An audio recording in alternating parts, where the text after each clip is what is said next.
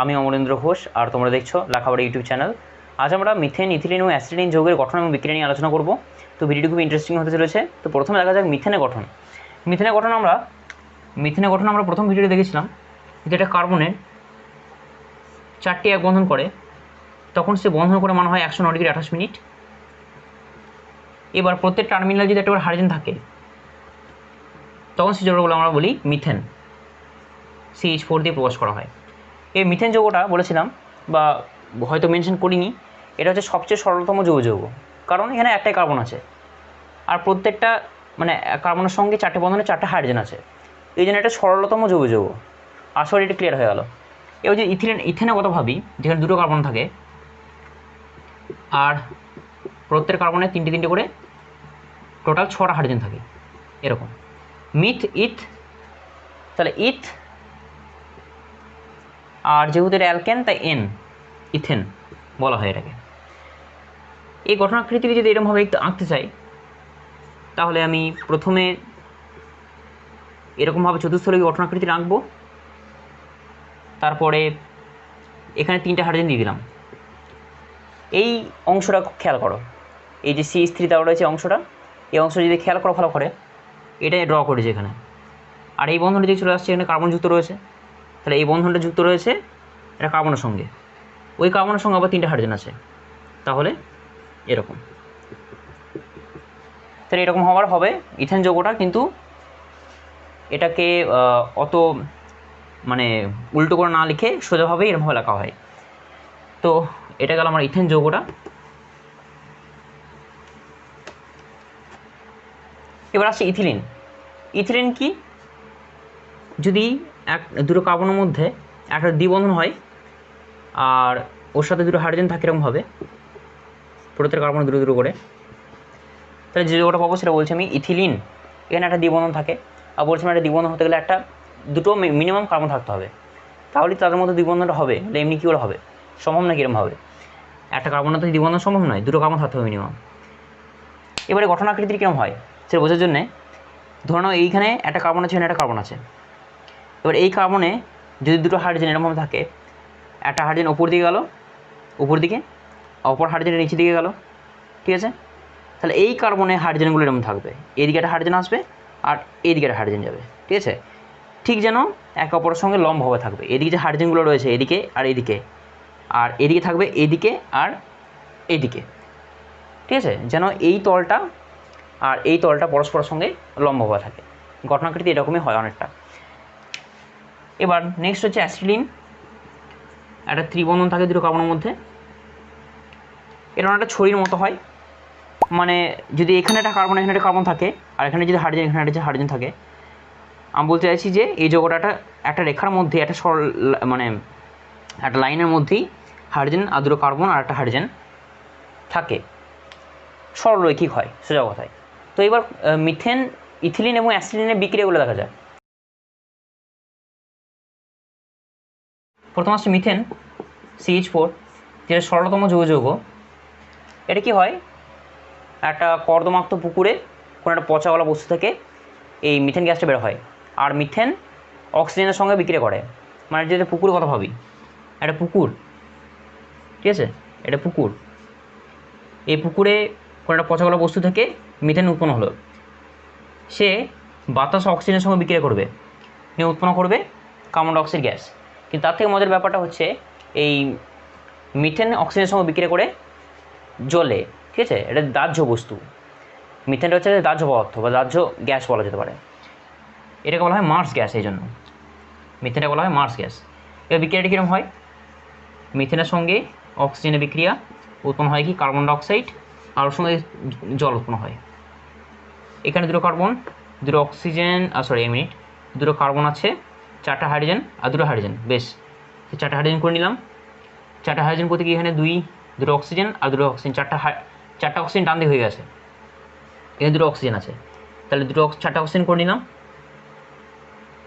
আশা করি এবার ব্যালেন্স হয়ে গেছে বিক্রিয়াটা। তো মিথেন অক্সিজেনে পুড়ে যায়, অক্সিজেনে দাহ্য, কার্বন ডাইঅক্সাইড উৎপন্ন করে এবং 2 অণু জল উৎপন্ন করে। মজার ব্যাপারটা কোথায়, এই বিক্রিয়াতে যে মিথেনটা পুড়ছে সেটা একটা সবুজ শিখা জলে, আর এটা পুকুরের ধারে কর্দমাক্ত যে সমস্ত পুকুরগুলো হয় সেখানে এই মিথেন গ্যাসটা উৎপন্ন হয়।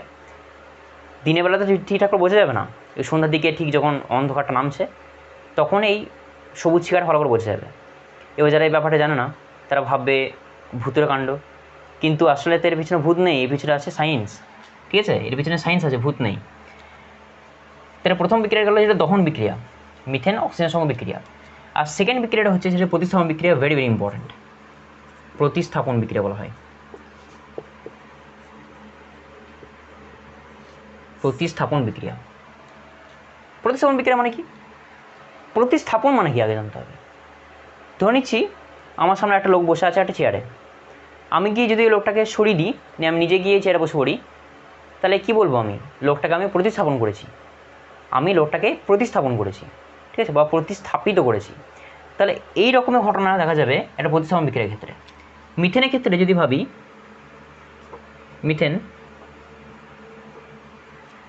মিথেনে যদি আমি প্রতিস্থাপন বিক্রিয়া ঘটাই ক্লোরিনের সঙ্গে, যেটা বিক্ষিপ্ত সূর্যালোকে সম্পন্ন করা হয়, বিক্ষিপ্ত সূর্যালোকে, এটা আসলে মুক্তমূলক বিক্রিয়া হয় এই বিক্ষিপ্ত সূর্যালোক উপস্থিতিতে, এবং মুক্তমূলক বিক্রিয়ার ক্রিয়া কৌশলেই এই বিক্রিয়াটা সম্পন্ন হয়। মুক্তমূলক বিক্রিয়া কী সেটা তোমাদের জানা দরকার নেই, যেটা তোমরা পরে গিয়ে হায়ার স্টাডিজে জানবে। আরেকটা জিনিস, বিক্ষিপ্ত সূর্যালোকটাকে অনেক সময় এরকমভাবে দেখানো হয় এইচ নিউ, ঠিক আছে। তো আমি এখানে বিক্ষিপ্ত সূর্যালোক বদলে এইচ নিউটা শর্ট ফর্মে লিখবো, বারবার লিখতে হবে। এইচ নিউটা কী সেটাও তোমরা বড় হয়ে জানবে, আমার জানা দরকার নেই। কী হয়, এখানে 4টা হাইড্রোজেন আছে, তো কার্বনের সঙ্গে 4টা হাইড্রোজেন আছে মিথেনে। এবার একটা হাইড্রোজেনকে ছড়িয়ে যদি একটা ক্লোরিন এসে বসে পড়ে, তাহলে কী হলো? একটা প্রতিস্থাপন বিক্রিয়া হলো। ঠিক এরকমই ঘটবে এখানে, ঠিক একই রকম ঘটনা এখানে ঘটবে। তো এই মিথেনে সঙ্গে যদি একটা মানে ক্লোরিনে বিক্রিয়া করানো হয়, ক্লোরিন গ্যাসের যদি কম ক্লোরিন গ্যাসে বিক্রিয়া করানো হয়, হ্যাঁ, কম ক্লোরিন গ্যাসের সঙ্গে বিক্রিয়া করানো হয়, তখন একটা হাইড্রোজেনে প্রতিস্থাপিত হবে, মানে একটা হাইড্রোজেন কমে যাবে তাহলে আসলে, নিয়ে একটা হাইড্রোজেনের বদলে কেউ ঢুকবে ক্লোরিন, ঠিক আছে। তাহলে এখানে একটা হাইড্রোজেন কমে গেল, মানে একটা হাইড্রোজেন বেরিয়ে গেল, আর এখানে একটা ক্লোরিন বেরিয়ে গেল, তাহলে কী বেরোলো? আসলে HCl, ঠিক আছে। তো এখানে এসে এত অবধি থাকবে যদি আমি খুবই কম ক্লোরিন গ্যাসের উপস্থিতিতে বিক্রিয়া ঘটাই। কিন্তু যদি ক্লোরিন গ্যাসের পরিমাণটা অনেক বেশি হয়, তাহলে সেক্ষেত্রে এই প্রতিস্থাপন বিক্রিয়াটা কন্টিনিউ হয়েই যাবে, ঠিক আছে। তখন Cl2 ক্লোরিন গ্যাস আবার আসবে, অবশ্যই H নিউ থাকবে, অর্থাৎ বিক্ষিপ্ত সূর্যালোক। আবার একটা হাইড্রোজেন প্রতিস্থাপিত করবে, হাইড্রোজেন কমে গেল, আর একটা ক্লোরিন বেড়ে যাবে, CH2Cl2, তাহলে কী বেরোবে? HCl। এখানে একটা হাইড্রোজেন বেরিয়ে গেছে, এখানে একটা ক্লোরিন বেড়ে গেছে, তাহলে HCl। আবার এখানে যখন আবার Cl2H2 থাকবে, আসবে, এখান থেকে একটা হাইড্রোজেন বেরোবে, ক্লোরিন ঢুকবে, তাহলে হবে CH, Cl3, কী বেরোলো? HCl। এই বিক্রিয়া চলতে থাকবে যতক্ষণ পর্যন্ত না সব হাইড্রোজেনগুলো ক্লোরিন দ্বারা প্রতিস্থাপিত হচ্ছে। তাহলে এখানে H নিউ, আবার একটা হাইড্রোজেন আছে, হাইড্রোজেনটা সরে যাবে, হয়ে যাবে CCl4, কী বেরোলো? HCl। প্রত্যেকটা যে যৌগগুলো উৎপন্ন হচ্ছে মাঝখানে সেগুলোর নাম জানতে হবে। এটা মিথেন, এটা হচ্ছে মিথাইল ক্লোরাইড বা ক্লোরোমিথেন, মিথাইল ক্লোরাইড বা ক্লোরোমিথেন যে কোনো একটা বলা যেতে পারে। তারপরে যেটা সেকেন্ড স্টেপটাই, এটা বলো ডাইক্লোরোমিথেন, ঠিক আছে। তারপরে হচ্ছে এটাকে বলবো আমি ট্রাইক্লোরোমিথেন, তিনটে ক্লোরিন আছে তার ট্রাইক্লোরোমিথেন। আর এর একটা পপুলার নাম জানা থাকবে নিশ্চয়ই। আচ্ছা, পেনটা চেঞ্জ করি একটু। এটা বলা হয় ক্লোরোফর্ম, যেটাকে দিয়ে আগে বহুদিন আগে ওই 1900 শতকের কথা বলছি, পেশেন্টদেরকে যখন অপারেশন করা হতো তখন এটাকে অ্যানাস্থেটিক ড্রাগ হিসেবে ব্যবহার করা হতো। এটা ইনজেক্ট করা হতো পেশেন্টদের মধ্যে, নিয়ে তাকে অজ্ঞান করে দিয়ে তারপরে অপারেশনটা করা হতো। কিন্তু পরে গিয়ে দেখা গেছে, এক্সপেরিমেন্টাল স্টাডিজে দেখা গেছে যে এটা ক্ষতিকারক, এবং এর ফলে কোনো একটা পেশেন্টের অর্গান ফেলিয়ার হয়ে যেতে পারে, অনেক ক্ষতি হতে পারে শরীরের মধ্যে। তো এটা এখন অ্যানাস্থেটিক ড্রাগ হিসেবে ব্যবহার করা বন্ধ হয়ে গেছে, শুধুমাত্র ল্যাবরেটরি ইউজেই কোনো একটা এক্সপেরিমেন্ট করার জন্য বা কোনো শিল্প কলকারখানায় ব্যবহার করার জন্য এটা ইউজ করা হয়। তাছাড়া এমনিতে আর ওই অ্যানাস্থেটিক ড্রাগ হিসেবে ব্যবহার করা যায় না। তো এটাকে ক্লোরোফর্ম বলা হয়, আর ট্রাইক্লোরোমিথেনও বলা যেতে পারে। এরপর হচ্ছে কার্বন টেট্রাক্লোরাইড, এরপরে কার্বন টেট্রাক্লোরাইড বা টেট্রাক্লোরোমিথেন, যে কোনো একটা কিছু বলা যেতে পারে। তাহলে সেম যে ঘটনা এখানে ঘটছে, বেশি ক্লোরিন উপস্থিতিতে মিথেনের প্রতিস্থাপন বিক্রিয়ায় আলটিমেটলি আমি কী প্রোডাক্ট পাচ্ছি, CCl4 বা টেট্রাক্লোরোমিথেন বা কার্বন টেট্রাক্লোরাইড। এটা কি ইথেনের ক্ষেত্রে ঘটবে এই ঘটনাটা? হ্যাঁ, অবশ্যই ঘটবে, ঘটবে না কেন? ইথেনের ক্ষেত্রে যদি দেখি, ইথেন তো C2H6 না,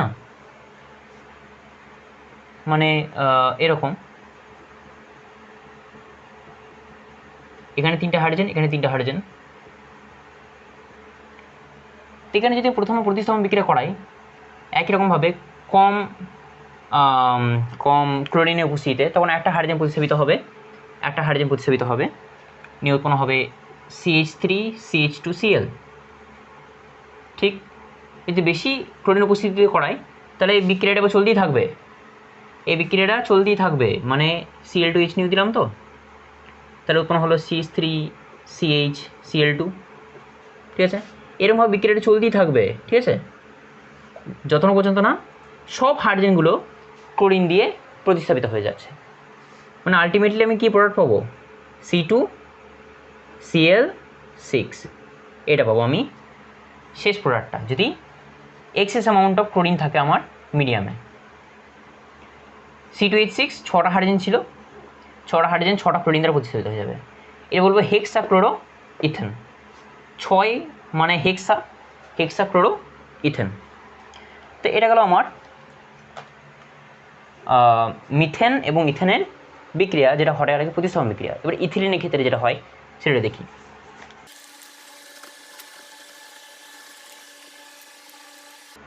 ইথিলিন CH2CH2, এর ইথিলিন, এটা ভালোভাবে দেখা গেলে দেখতে পাবে এটা হচ্ছে অসম্পৃক্ত যৌগ।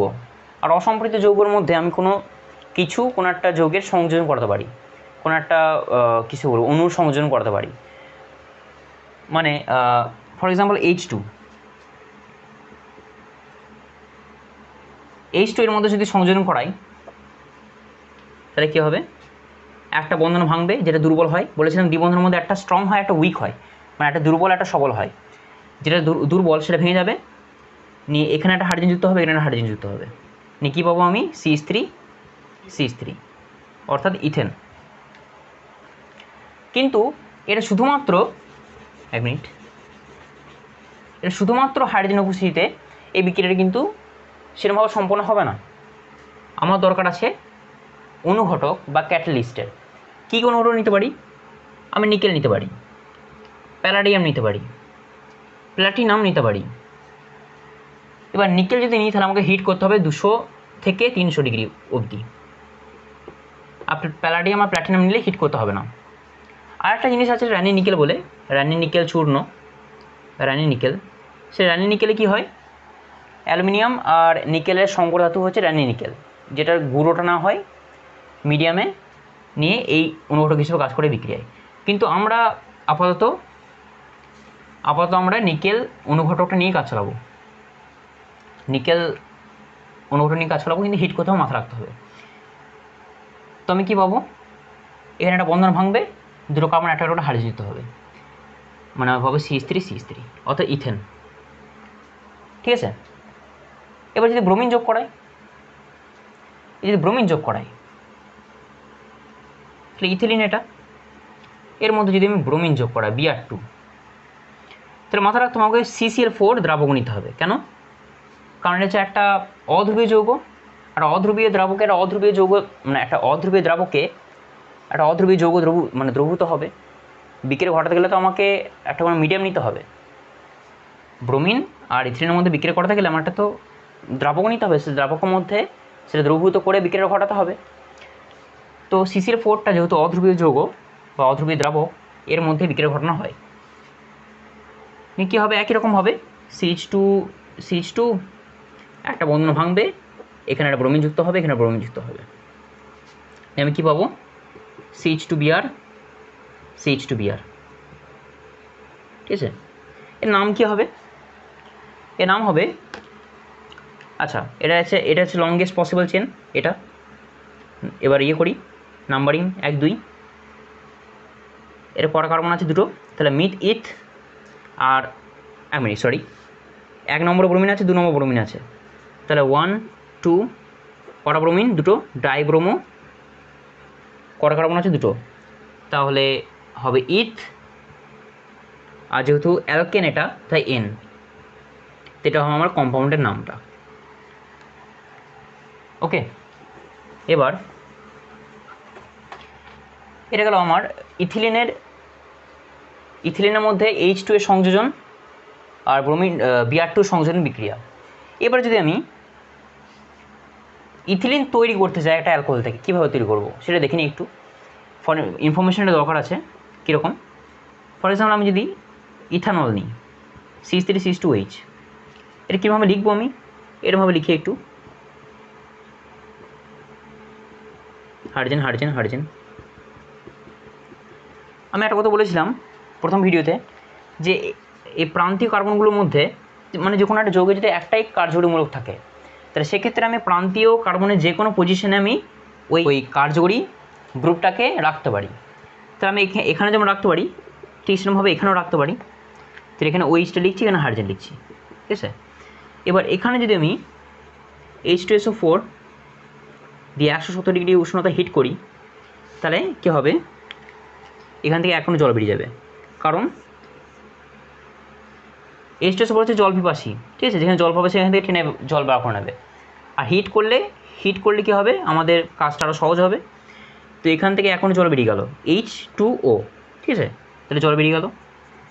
তাহলে কী পাবো আলটিমেটলি? আমি সি এখানে H, এখানে H, এখানে H, এখানে H, ভ্যালেন্সি ফুল হলো। এখানে একটা দুটো তিনটে বন্ধন, আর এখানে একটা দুটো তিনটে বন্ধন, কিন্তু কার্বনের 4টা বন্ধন হয়, মাথা রাখতে হবে। তো এখানে একটা দ্বিবন্ধন করে দিলাম, তাহলে আমার হয়ে গেল একটা অ্যালকিন। সেটাই ক্ষেত্রে হচ্ছে ইথিলিন, মানে CH2 CH2। ইথানল থেকে আমি তাহলে অ্যালকিন পাচ্ছি, বা সরি ইথানল থেকে ইথিলিন পাচ্ছি H2SO4 170 ডিগ্রি উষ্ণতায় হিট করার মাধ্যমে, ঠিক আছে। এর মধ্যে যদি এটা দিয়ে দিই তাহলে আমরা ওইটা পেয়ে যাচ্ছি। আবার এটাকেই যদি আমি আবার অ্যালুমিনা L2O3, এটা বলা হয় অ্যালুমিনা 300 ডিগ্রি উষ্ণতা যদি হিট করি, তাহলে আমি পাবো সেম প্রোডাক্ট, একই জিনিস পাবো, ঠিক আছে। মানে একই রকমভাবে এখানে জল বেরিয়ে যাবে, নিয়ে এটা আমি মেন প্রোডাক্টটা পাবো। তো এটা গেল আমার ইথিলিনের ক্ষেত্রে। এবার চলে আসি অ্যালকাইন বা অ্যাসিডিন, যেখানে সরলতম অ্যালকাইন যেটা, সেটা হচ্ছে অ্যাসিডিন। এই অ্যাসিটিলিন নিয়ে আমরা এবার একটু বিক্রিয়া আলোচনা করা যাক।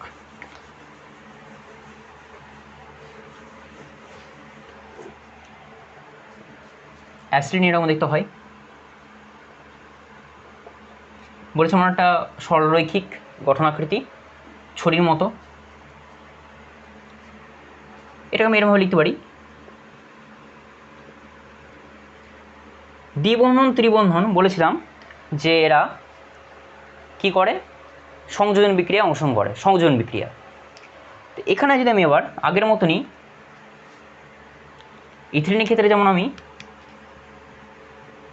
নিকেলের অনুঘটক হাইড্রোজেন নিয়েছিলাম, টেম্পারেচার কত? 200 থেকে 300 ডিগ্রি সেন্টিগ্রেড উষ্ণতা। তাহলে আমি কি পাবো? আমি পাবো একটা বন্ধন ভাঙবে, এখানে একটা হাইড্রোজেন যুক্ত হবে, এখানে হাইড্রোজেন যুক্ত হবে, ঠিক আছে। মানে 3টে বন্ধন ছিল, একটা বন্ধন ভেঙেছে, নিয়ে এখানে হাইড্রোজেন, এখানে হাইড্রোজেন যুক্ত হবে। এবার নিকেল ক্যাটালিস্ট হাইড্রোজেন এটা যদি বেশি পরিমাণে থাকে মিডিয়ামে, ঠিক আছে, তাহলে এখানে কিন্তু এসে থামবে না, কারণ এটা একটা অ্যালকিন, মানে একটা অসম্পৃক্ত যৌগ। আর অসম্পৃক্ত যৌগ মানেই সে সংযোজন বিক্রিয়া অংশগ্রহণ করবে, তার সক্রিয়তা আছে বিক্রিয়া অংশগ্রহণ করার জন্য। তাই এখানে আবার কি হবে? আবার নিকেল অনুঘটকের সঙ্গে, মানে H2 নিকেল অনুঘটকের সঙ্গে বিক্রিয়া ঘটবে, নিয়ে এরকম রয়েছে। তো একটা বন্ধন ভাঙবে, এখানে হাইড্রোজেন যুক্ত হবে, এখানে হাইড্রোজেন যুক্ত হবে। আমি বলেছিলাম যে অ্যালকাইনে মানে ত্রিবন্ধনের ক্ষেত্রে মাঝখানে বন্ধনটা স্ট্রং হয় আর বাকি দুটো বন্ধনটা দুর্বল হয়। এই বন্ধনে কিন্তু আর ভাঙা যাবে না, ঠিক আছে। আমার যৌগটা হয়ে গেছে একটা সম্পৃক্ত যৌগ, এটাকে আর কিন্তু আমরা বিজারণ করতে পারবো না। বেশ, তো আমি এখানে কি হচ্ছে আসলে ঘটনাটা কি হলো, আমি একটা অ্যালকাইন থেকে, যেটা হচ্ছে না অ্যাসিটিলিন, অ্যালকাইন থেকে অ্যালকেন পাচ্ছি। অ্যালকেন বাবারে লেখা, অ্যালকেন, অ্যালকাইন থেকে অ্যালকেন পাচ্ছি। তাহলে আমি কি অ্যালকাইন থেকে অ্যালকিন পাবো না? পাবো, কিন্তু সেক্ষেত্রে আমাকে অনুঘটক বিষ নিতে হবে। অনুঘটক বিষ কি সেটা একটু দেখা যাক। এটা যে অ্যাসিডিন, এখান থেকে আমি কি পেতে চাইছি CH2 ডবল CH2, মানে একবার একটা বন্ধন ভাঙবে আর ভাঙবে না। তখন আমাকে নিতে হবে H2 PD BaSO4, মানে হাইড্রোজেন তো যোগ করছি ঠিকই, আর ওর সঙ্গে ক্যাটালিস্টকে নিতে হয়। আমি বলেছিলাম নিকেল নিতে পারি, প্যালাডিয়াম নিতে পারি, প্ল্যাটিনাম নিতে পারি, এসব নিতে পারি। আমি যদি এখানে প্যালাডিয়াম নিই, ঠিক আছে, প্যালাডিয়াম যদি নিই, প্যালাডিয়াম আর প্ল্যাটিনামের সক্রিয়তা বেশি নিকেলের চেয়ে, এই কারণে প্যালাডিয়াম আর প্ল্যাটিনাম দিলে হিট করতে হয় না। তো প্যালাডিয়াম যদি দিই এখানে, তার হাইড্রোজেন তো যোগ হবে, ঠিক আছে, নিয়ে এতটা অবধি ঘটবে, অ্যালকেন পর্যন্ত পেয়ে যাব। কিন্তু আমি যদি কোনোরকমভাবে প্যালাডিয়ামের সক্রিয়তা নষ্ট করতে পারি বা সক্রিয়তাটা যদি কমিয়ে দিতে পারি, তাহলে আমি অ্যালকিন পর্যন্ত পাওয়ার সম্ভাবনা থাকবে। আর ওর সঙ্গে থাকছে BaSO4, যেটাও পয়জেন্ট, ঠিক আছে, এটাও বিষক্রিত। এটাকে বলা হয় কুইনোলিন। কুইনোলিন, BaSO4 মানে কিন্তু কুইনোলিন নয়, পয়জেন্ট BaSO4 মানে কুইনোলিন, পয়জেন্ট, পয়জেন্ট BaSO4টা হচ্ছে কুইনোলিন। শুধু BaSO4 তো বেরিয়াম সালফেট, কিন্তু পয়জেন্ট BaSO4 হচ্ছে কুইনোলিন। আর এই প্যালাডিয়াম আর BaSO4 এটাকে আমি বলছি লিন্ডলার ক্যাটালিস্ট বা লিন্ডলার অনুঘটক। লিন্ডলার অনুঘটক এ সাহায্য করবে, কী করবে, অ্যালকিন পর্যন্ত এই বিজারণটা ঘটাবে, তারপরে আর অ্যালকিন পর্যন্ত আর যাবে না, এখানে এসে স্টপ হয়ে যাবে। তাহলে আমি কী পাচ্ছি, এটা অ্যালকাইন থেকে আমি অ্যালকিন পাচ্ছি, অ্যালকিন, যেটা এখানে হচ্ছে একটা কী বলে এটাকে, ইথিলিন। এবার নেক্সট দেখা যাক অ্যালকাইনে ব্রোমিনে কীভাবে সংযোজন করাবো। অ্যালকাইনে ব্রোমিনে HC≡CH, এর মধ্যে যদি ব্রোমিন নিই, ঠিক আছে, 1 মোল যদি ব্রোমিন নিই, তাহলে কী হবে, 1 মোল যদি ব্রোমিন নিই তাহলে একটা বন্ধন ভাঙবে আর প্রত্যেকটা কার্বন একটা করে ব্রোমিন যুক্ত হবে। ওকে, যে 1 মোল নিই, ঠিক আছে, এখন মেনশন করে দিচ্ছি 1 মোল। কিন্তু যদি 2 মোল নিই, HC≡CH, 2 মোল নিই, 2 মোলস, তাহলে কী হবে, দুটো বন্ধন ভাঙবে। আচ্ছা, এটা নিচে দিকে লিখি, দুটো বন্ধন ভাঙবে, নিয়ে এখানে ব্রোমিন ব্রোমিন যুক্ত হবে, এখানে হাইড্রোজেন আছে, আর এখানে ব্রোমিন, এখানে ব্রোমিন। এবার যদি 3 মোল নিই, তাহলে কী হবে, তাহলে কি এটা ভেঙে যাবে না, এখানে ভুল হয়। এটা খুব স্ট্রং বলেছিলাম, মাঝখানের বন্ধনটা, ওপর দুটো বন্ধন ভেঙে গেছে, ওপরটা ভেঙে গেছে, নিচেটা বন্ধন ভেঙে গেছে, এইটা পড়ে আছে, আর এটা ভাঙা ছড় করে ব্যাপার নয়, মানে এটা খুবই স্ট্রং আর কি। তো এক্ষেত্রে 3 মোল যদি ব্রোমিন নিই, আমি এইটাই পাবো, ঠিক আছে, এত অবধিই পাবো, ফার্দার এর কোনো ভাঙাভাঙি হবে না, কারণ এটা সম্পৃক্ত হয়ে গেছে, বোঝা যাচ্ছে সব এক বন্ধন হয়ে গেছে।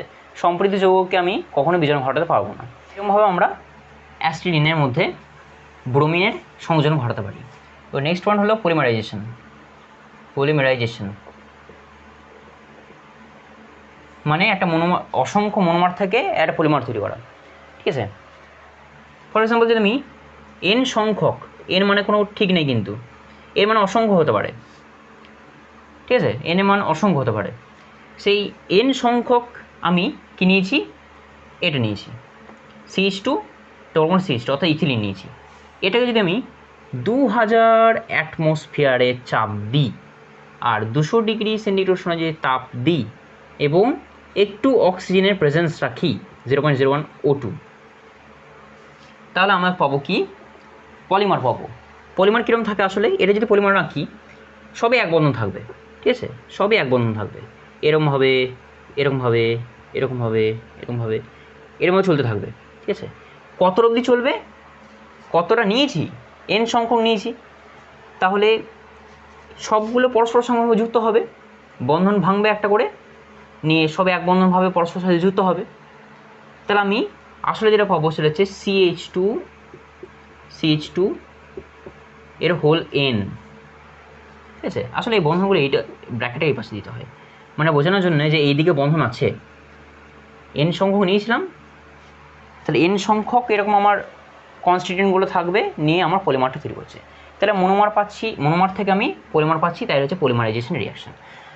তো আজকে ভিডিওতে আমরা মিথেন, ইথিলিন এবং অ্যাসিটিলিন যৌগের গঠন, এর বিক্রিয়া ইত্যাদি নিয়ে আলোচনা করলাম। তো এখানেই আমাদের থিওরিটিক্যাল পোর্শনটা অর্গানিক কেমিস্ট্রি কমপ্লিট হয়ে গেল। এবার প্রবলেম অ্যান্সার ভিডিও আমি বানাবো পরে।